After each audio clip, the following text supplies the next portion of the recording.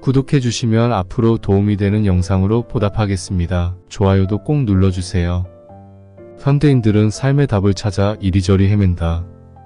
인간관계, 재정 문제는 물론이고 심지어 부부관계까지 삶의 온갖 문제에 대한 해결책을 얻을 수 있으리라는 희망을 품고 TV나 라디오 등 각종 대중매체의 전문가, 상담 코너나 강연에 귀를 기울인다. 그런데도 뭔가 허전한 느낌을 떨칠 수 없는 것은 왜일까? 철학자나 심리학자, 영적 지도자들은 삶의 답을 찾는 현대인들에게 먼저 불만의 근원에 주목하라고 지적한다. 현대인들은 풍요의 시대에 살면서도 늘 더 많은 것을 원한다는 것이다.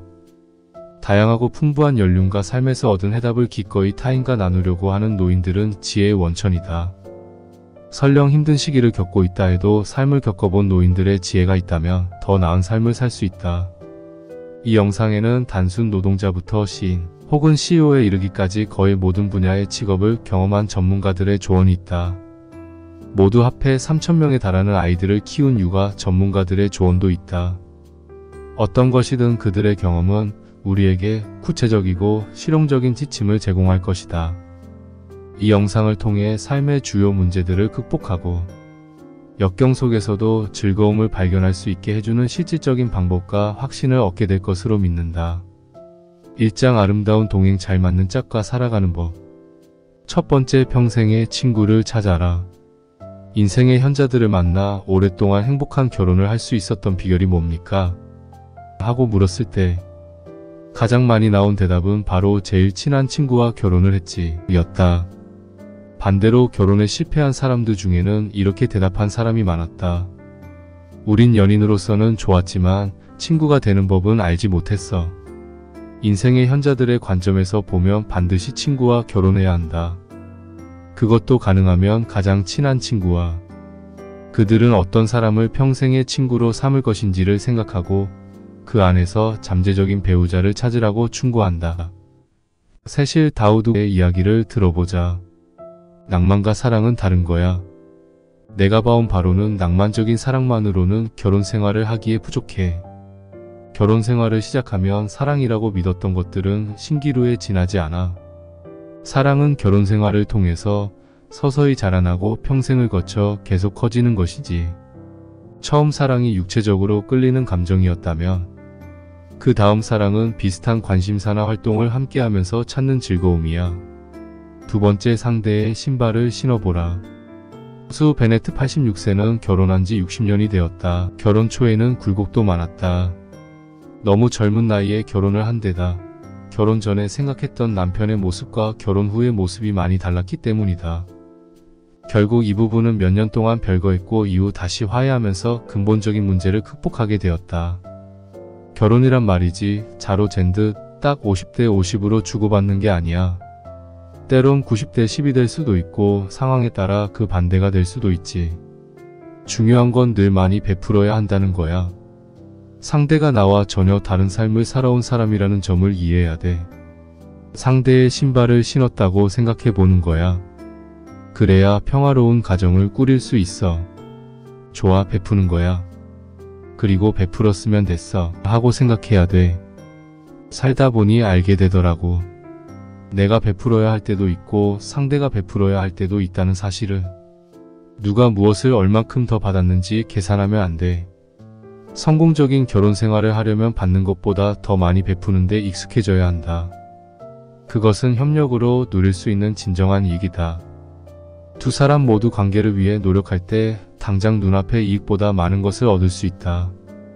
인생의 현자들처럼 백년해로를 하고 싶다면 누가 더 이익인지 손해인지 계산해서는 절대 안 된다.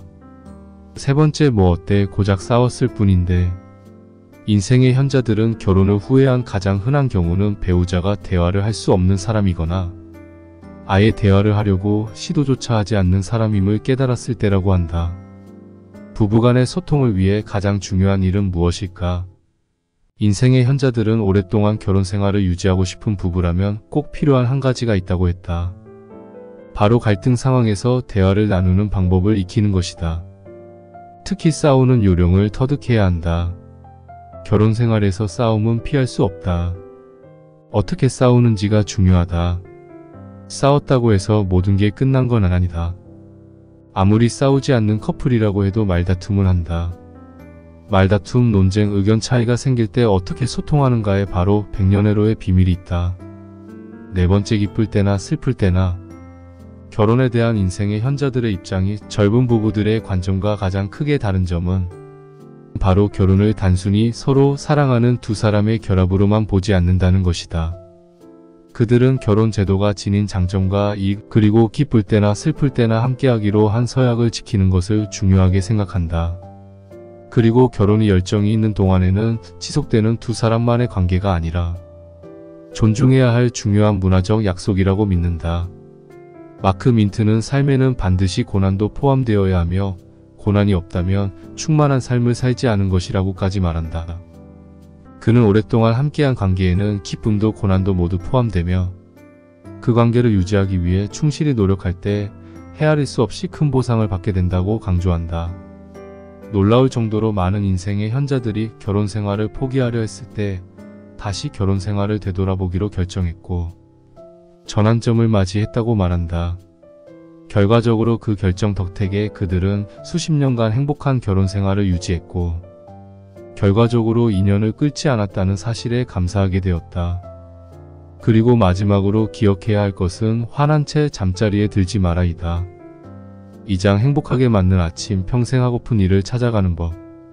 대부분의 사람들에게 일은 단순한 생계수단 이상의 의미를 지닌다. 직업은 삶의 가장 근본적인 의미이자 목표이고 자부심과 성취감을 얻는 수단이요 타인과 유대감을 형성하는 도구이다. 또한 정체성의 핵심 요소이기도 하다. 지그문트 프로이트는 인간 행복의 토대를 이루는 것은 사랑과 일이라고 했다. 우리가 만난 현자들은 거의 모든 종류의 일을 했다. 식당 종업원부터 사장까지 노동자부터 공장장에 이르기까지 직급도 다양하며 운동선수, 코치, 성직자, 농부, 광부, 교사, 기업 CEO, 상점 점원, 일용직 노동자, 화가, 작가, 배우 등 온갖 종류의 직종들이 다 포함되어 있다. 자신의 직업을 진심으로 사랑했던 이도 있고 직업을 통해서 뒤늦게야 삶의 행복을 찾은 이도 있다. 5번째, 즐거움이 최고의 보상이다. 인생의 현자들은 주말이나 휴가만 목을 빼고 기다리는 삶보다는 돈을 조금 덜 받아도 좋으니 즐길 수 있는 일을 하는 것이 훨씬 더 바람직하다고 강조한다. 조이스 캐시어스 79세는 다음과 같은 이야기를 들려주었다. 주변을 돌아보면 나보다 부유하고 뛰어난 사람들이 있기 마련이지. 그러니까 외적인 보상을 목표로 일을 한다면 언젠가는 좌절할 수밖에 없다네. 사람이란 늘 자신보다 더 많은 것을 가진 사람과 비교하기 마련이거든. 하지만 일에서 얻는 만족감이나 즐거움을 목표로 한다면 분명 성공할 수 있다네. 그런 일을 찾고 계속 그 일을 하는 것보다 더 큰 축복은 없으니까 말이야. 인생의 현자들의 충고는 분명하다. 하고 싶은 다른 일이 있는데 수입이 줄어들까봐 걱정된다 해도 일단 하고 싶은 일을 하라는 것이다. 6번째, 고통 없는 달콤함은 없다. 처음부터 좋아하는 일을 만나지 못할 수도 있다는 점은 인생의 현자들도 인정한다. 그들 역시 일을 하다 보니 자신과 맞지 않는 일이었던 경험이 종종 있기 때문이다. 하지만 그들은 싫어하는 일을 하면서 타성에 젖는 실수는 절대 하지 말라고 충고한다. 만약 지금 하는 일이 행복하지 않다면 몇 년이 걸리더라도 만족스러운 직업을 찾는 일을 절대 포기해서는 안 된다.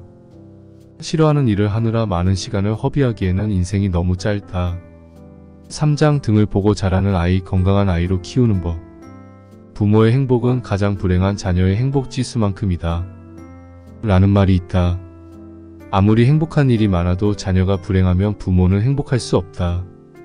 양육만큼 고무적이고 즐겁고 도전적이고 실망스러운 경험은 드물다.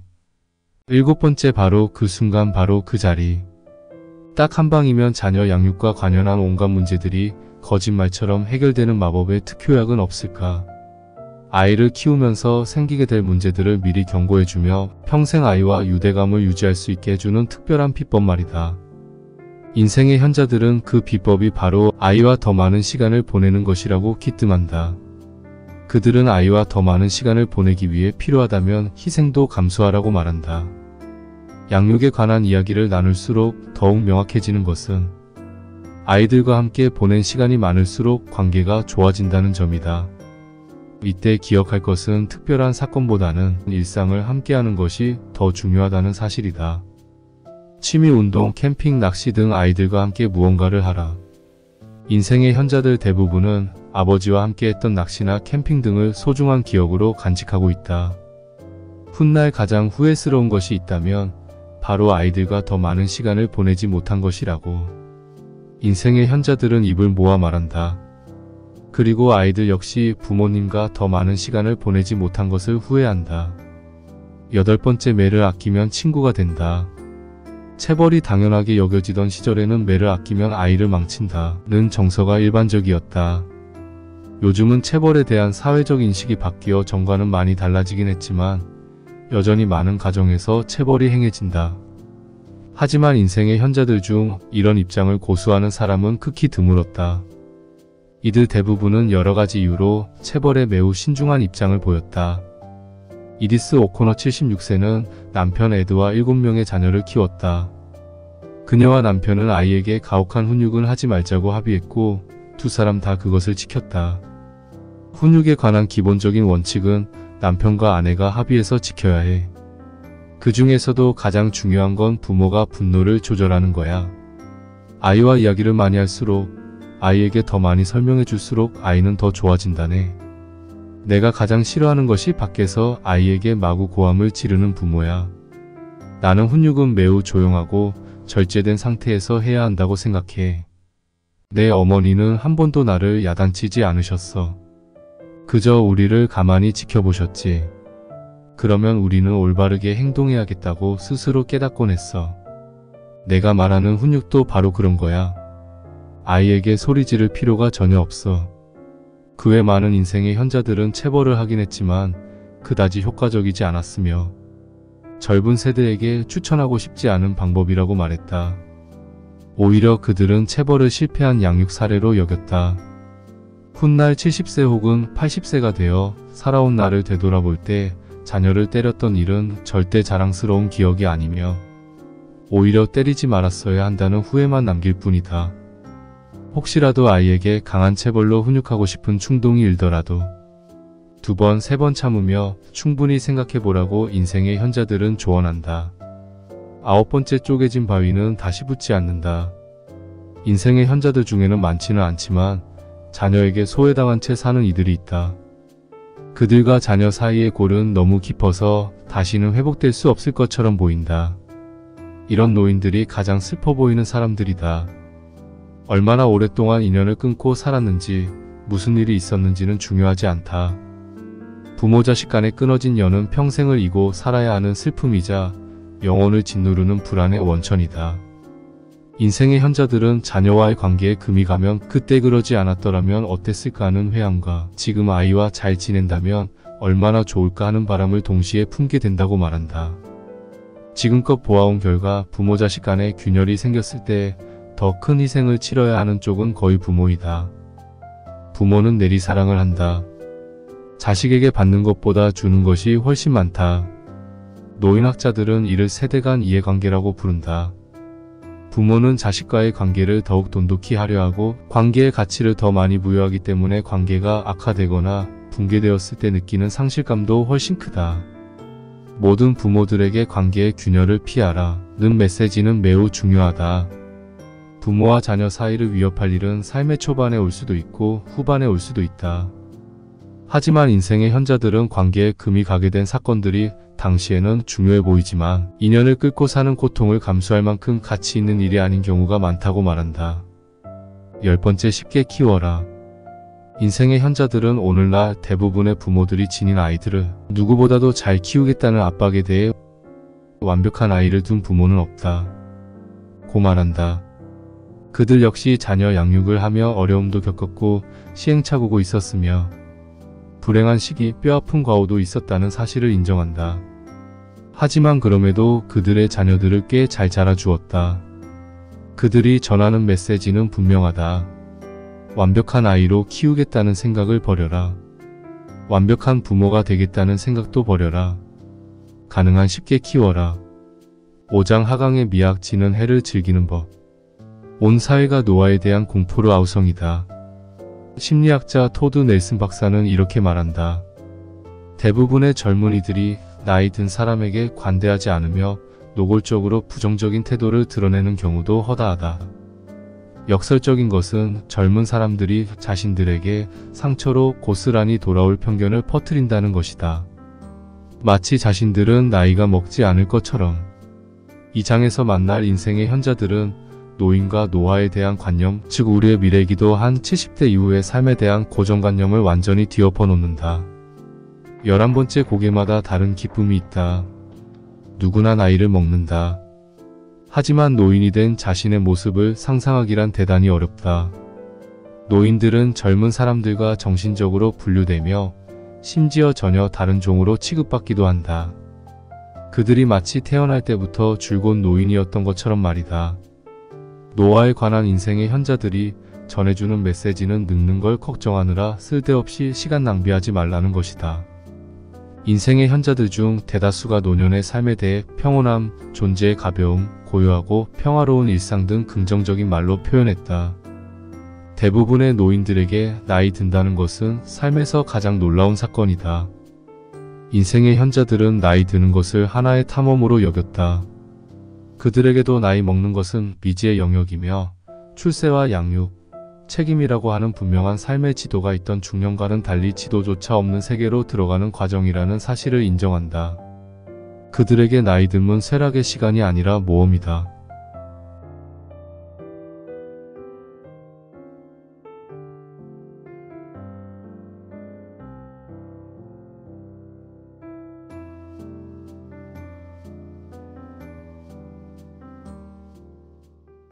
(6장) 후회 없는 삶.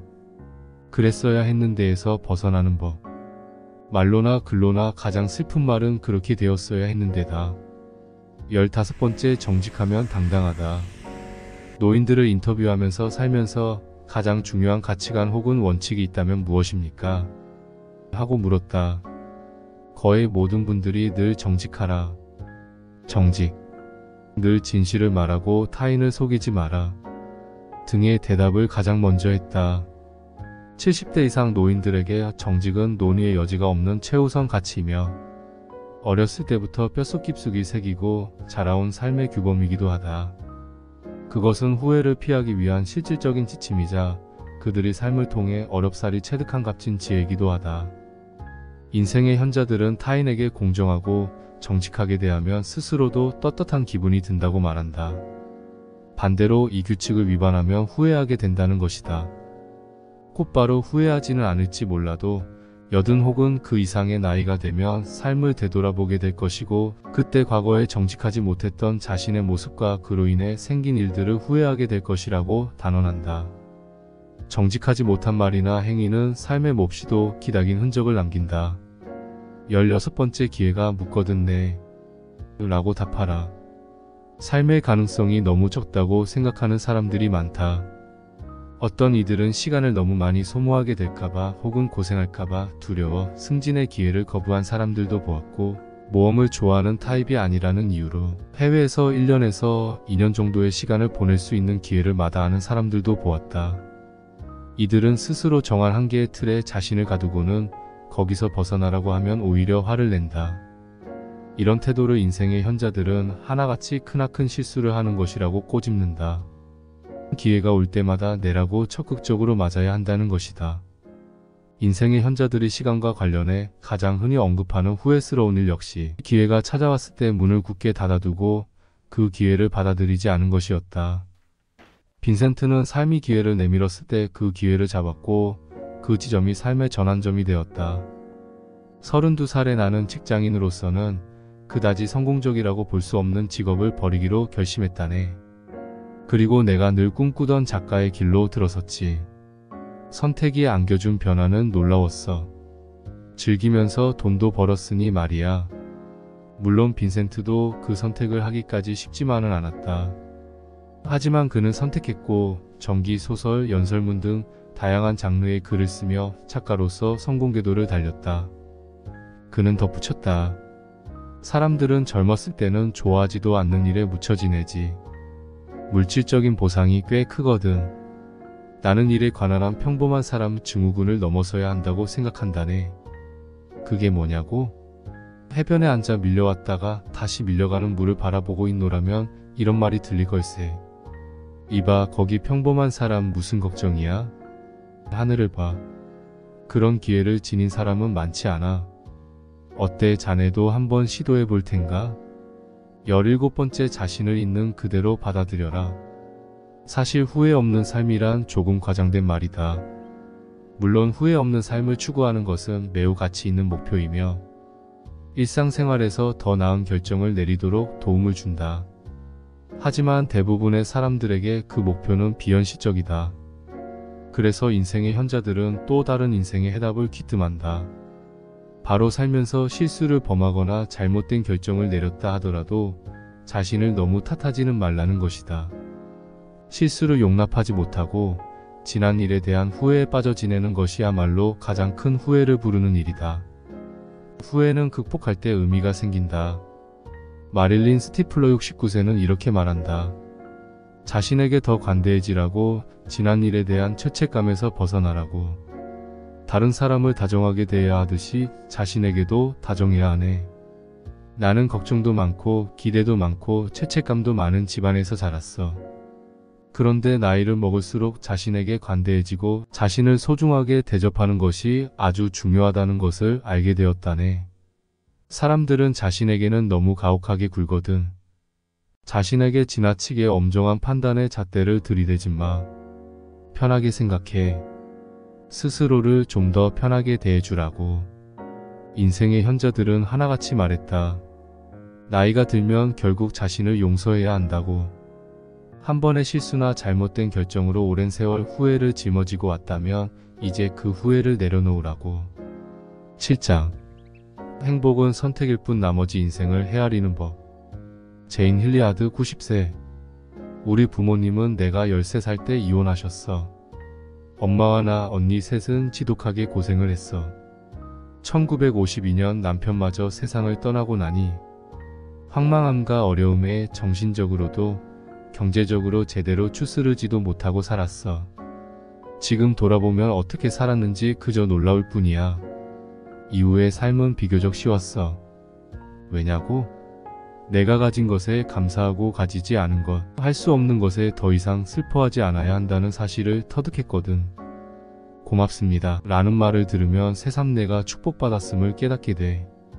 행복은 얼마나 많이 가졌는지에 달린 것이 아니라 내가 성취한 것, 예술적 취향, 유머 감각, 지식 습득, 인격이 성숙하는 과정, 감사함의 표현들, 타인을 돕는 만족감, 친구가 주는 기쁨, 가족의 편안함, 사랑의 즐거움 등에 달려있지. 18번째, 주어진 날들을 헤아려라. 얼마나 오래 사느냐는 상관없이 인생은 짧다. 그 사실을 깊이 깨달은 사람이든 그렇지 못한 사람이든 삶을 잘 살아내는 비법은 한 가지다. 주어진 나날을 최대한 활용하는 것이다. 카르페 디엠. 라틴어인 카르페 디엠은 흔히 현재를 잡아라 로 번역되지만 원래 하루를 수확하라 는 의미에 더 가깝다. 인생의 현자들이 말하고자 하는 바도 바로 그것으로 우리가 매일 수확하지 않아서 잃는 기쁨, 즐거움, 사랑, 아름다움들이 무수히 많다는 의미다. 사람들이 저지르는 가장 흔한 실수는 삶의 즐거움들, 살아있다는 그 자체의 기쁨을 누리지 않는 것이라고 그들은 말한다. 많은 인생의 현자들이 탈무드의 격언을 인용했다. 우리는 즐기지 못한 모든 주어진 기쁨들에 책임을 져야 할 것이다. 다행스럽게도 대부분의 인생의 현자들은 삶의 접근 방식을 바꾸어야 하는 적절한 시기에 현재를 잡아라는 교훈을 깨닫는다. 그럼에도 불구하고 많은 인생의 현자들이 좀 더 일찍 그 사실을 깨닫지 못해 주어진 날들을 제대로 활용하지 못한 것을 후회했다. 발레리 젠킨스 74세는 삶을 열정적으로 포용하는 모습을 구체적으로 보여준다. 내가 하고 싶은 말은 무슨 일이든 너무 오랫동안 미루지 말라는 거야. 왜냐하면 다른 때는 하지 못하는, 딱 그때 해야만 하는 일들이 있거든. 그랜드 캐니언 아래에는 휠체어 전용 통로가 없어. 아래도 내려가고 싶으면 두 다리가 멀쩡할 때 가봐야 한다는 말이지. 인생의 현자들은 말한다. 지금 이 순간 우리에게 주어진 것들에서 행복을 찾으라고, 이러한 인생관을 일상의 습관으로 만들라고 말이다. 삶을 대하는 이러한 태도는 인생이 짧다는 사실을 깨달아야 얻는 선물이다. 19번째 행복 내가 고른 선물. 모 아지즈 75세는 좀 더 자세히 설명해 주었다. 자네에게 일어나는 모든 일들을 다 책임질 필요는 없네. 하지만 어떤 태도를 취할지, 어떻게 반응할지는 스스로 완벽하게 통제할 수 있어야지. 짜증, 두려움, 실망 같은 감정들은 모두 자신이 유발한 감정이야. 반드시 잡초 뽑듯 없애야 하는 것들이지. 그런 감정들이 어디에서 연유했는지 곰곰이 생각해보고 수용한 다음에는 흘러가게 두는 거야. 외부로부터 온 압박이 내 감정과 행동을 결정하도록 내버려 두는 것은 내 인생의 최고 경영자 역할을 스스로 포기하는 것이나 다름없다네. 의식적으로 삶을 대하는 태도를 바꿀 때 행복이 만들어진다. 삶이 더 나은 기회를 줄 때까지 기다리면서 무력하게 있는 것과는 정반대다. 실제로 인생의 현자들이 가장 먼저 제시한 교훈이자 가장 핵심적인 세계관이 바로 이것이었다. 70세 이상 노인들은 대부분 젊은 사람들이 걱정하는 부정적인 사건들을 이미 경험했다. 그들이 고난과 위기를 겪고도 행복과 만족감, 심지어 기쁨까지도 느꼈다는 점을 알게 되면 더욱 안심이 될 것이다. 그들이 우리에게 전해주는 진심 어린 충고는 힘든 상황에 적응하라 는 것이다. 즉 힘든 일이 생겨도 삶에 내재한 기쁨을 절대 잃지 말라는 의미다. 하루하루가 선물이라는 사실을 상기하는 것이 행복을 선택하는 데 도움이 된다는 사실을 깨달은 인생의 현자들이 많았다. 셜리 게리 73세는 건강에 문제가 있다. 심장에 문제가 있어 심박조율기를 장착해야 하고 심장병도 있으며 등에도 심각한 문제가 있다. 하지만 그녀는 행복을 선택하는 것으로 매일을 시작한다고 강조했다. 매일 아침 일어나자마자 내게 말하는 거야. 정말 멋진데, 자, 이 멋진 하루를 어떻게 보내지? 정말 아름다운 인생이잖아. 진심으로 말이야. 셜리는 말을 이었다. 가끔 아침에 일어나 기분이 좋지 않으면 일부러 나 자신을 계속 축복해. 정말 바보 같고 단순하게 들릴지 몰라도 효과가 있어. 일이 얼마나 내게 좋은 쪽으로 돌아가는지를 생각한다면 정말 달라질 거야. 내 인생에서 벌어지게 될 모든 좋은 일들을 생각하는 거지. 그러다 보면 많은 일들이 생각나고 아주 편안한 기분이 들어 참 멋진 일이지. 20번째 다 괜찮다. 더 나은 삶을 위한 길을 찾는 젊은이들에게 꼭 들려주고 싶은 삶의 지혜를 물었을 때 많은 인생의 현자들이 빼놓지 않고 한 대답은 바로 이것이다. 걱정은 그만하라. 그들은 자신의 삶을 반추하며 몇 번이고 이렇게 말했다. 걱정 좀 덜하고 살걸. 혹은 온갖 걱정을 다하고 살았던 게 후회돼. 그리고 만약 지나온 삶을 다시 살 수 있다면 미래를 걱정하느라 전전긍긍하며 보냈던 시간들을 모두 되돌리고 싶다고 대답했다. 전문가들에 의하면 걱정의 주요 특징은 실제 스트레스 요인의 부재에서 생기는 것이라고 한다. 즉 우리는 실제로 걱정할 것이 없을 때 걱정을 한다는 것이다. 일어날 가능성이 있는 나쁜 일에 대한 걱정, 혹은 사랑하는 사람에 대한 걱정 등은 구체적인 문제 해결과는 완전히 다른 것이다. 걱정을 한다는 것은 어려운 상황에서 벗어날 방법을 모색하기 위해 우리의 인지력을 이용하는 것이 아니라 우리를 위협할 가능성이 있는 것들을 단순히 곱씹어보는 것에 지나지 않는다. 후회를 줄이는 데 결정적으로 중요한 전략은 문제를 구체적으로 해결하는 데 시간을 사용하고 걱정하는 데 사용하는 시간은 과감하게 없애는 것이라고 인생의 현자들은 충고한다. 21번째 지구만한 행복도 순간 속에 담겨있다. 기쁨의 순간들을 음미하고 우리 힘으로는 어찌할 수 없는 큰 문제들은 그냥 내버려 둔다. 다음에 벌어질 일들에 더 집중하지 말고 의식적으로 삶의 소소한 것들을 음미하고 바로 이 순간의 기쁨을 특별한 선물로 생각하라. 일상에서 조금만 노력하면 인식을 바꿀 수 있다. 신시아 바이서 84세는 의식적이고 계획적으로 지금 이 순간에 존재하는 자잘한 기쁨들에 집중하라고 강조한다. 내가 주고 싶은 교훈은 주변을 둘러보라는 거야. 주변에 있는 작고 사소한 것들 속에 즐거움이 있다네. 아름다운 것들을 보러 세계를 다닐 필요도 없어. 굳이 멀리 갈 필요도 없어. 그저 창가에 서서 가만히 졸고 있는 강아지나 바람에 흔들리는 나뭇잎을 내다보는 거야. 그렇게 하다 보면 매일 소소한 것들에서 수많은 기쁨들을 느끼지. 많은 인생의 현자들은 순간을 음미하는 것과 삶이 주는 작은 선물들에 감사하는 것을 연결시킨다. 실제로 음미와 감사는 서로 밀접한 관련이 있다. 펠리시아 데이츠 10세는 전직 철학 교수이자 사회활동가였다. 그녀는 현재 암과 투병 중이고 남편은 심장에 문제가 있다. 하지만 매 순간 감사하며 살고 있다. 나는 아이들에게서 삶의 교훈을 얻었네. 아이들은 저마다 내 삶에서 가장 중요한 의미들을 알려주었지. 한 아이는 내게 신뢰라는 말이 새겨진 열쇠고리를 주었어. 또 다른 아이는 기쁨이라는 단어가 새겨진 돌을 주었지. 이 두 가지가 내 삶을 이끌어 나가는 것들이야. 신뢰와 기쁨 그리고 아름다운 모든 것들에, 내가 보고 행하는 모든 것들에 감사하며 살고 있다네. 일상 속의 소소한 즐거움들을 음미하는 능력, 순간에 감사하는 마음은 절로 얻어지지는 않는다. 그 첫걸음은 그 무엇도 당연하게 여기지 않는 것이다. 인생의 현자들은 우리에게 말한다. 살아있음에 감사하라. 우리에게 주어진 나날들, 시간들 속에서 누릴 수 있는 헤아릴 수 없이 수많은 기쁨들에 감사하라.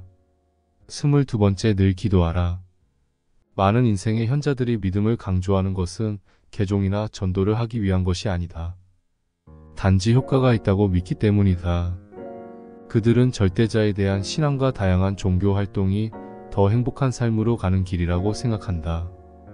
그들은 종교나 종교단체와 관계를 맺는 것이 행복한 삶을 살아가는데 크게 도움이 된다고 말한다. 솔 워싱턴 87세 역시 같은 생각이다. 젊은 사람이라면 반드시 신앙이 있어야 한다고 생각하네. 삶이 무엇인지, 자신은 또 누구인지, 이 세상과 어떻게 어울려 살아가야 하는지, 어떤 신조를 살아야 하는지 생각해보게 하니까. 인생의 현자들은 어째서 종교적 실천이 좋고 필요한지에 대해 두 가지 이유를 들어 설명한다. 하나는 공동체 생활의 기본이 되고 또 하나는 힘겨운 시기에 대처하는 유효한 수단이 되기 때문이다.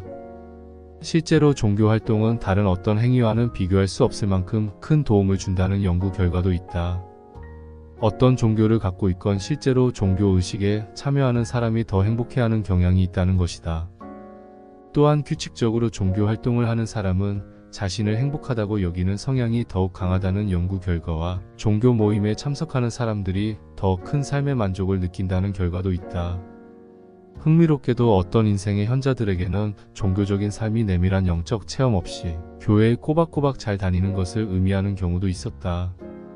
23번째, 대접받고자 하는 만큼 대접하라. 많은 인생의 현자들은 삶의 수많은 장애물, 비극, 위로 등을 통해 타인과의 공감이 얼마나 중요한지를 배웠다. 그들은 그 경험을 단순하게 이렇게 말했을 뿐이다. 다른 사람을 친절하게 대하라. 친구가 되어주고 도움을 주어라. 다른 사람을 존중해라. 마벨 로츠 91세는 이 삶의 교훈을 짤막한 한 단어로 표현했다. 바로 사랑이다. 가장 중요한 건 사랑이야. 아이들에게, 손주들에게, 가족들에게 내가 사랑한다는 사실을 알게 해주어야 해. 내 삶을 바꿀 수 있는 부분이 있다면 사람들에게 더욱 인정을 베풀고 살고 싶어. 자네도 알겠지만 유난히 비판적으로 대하게 되는 사람들도 있잖아. 하지만 지금에 와서야 이런 생각이 들어. 그 사람의 삶을 더 이해했다면 훨씬 더 인정을 많이 베풀어 주었을 텐데. 이제 타인들의 삶의 가치를 더욱 귀하게 여기게 되는 것 같아. 근본적으로 삶을 충만하게 만드는 것은 타인과의 유대감과 그들에게 쏟는 관심이다.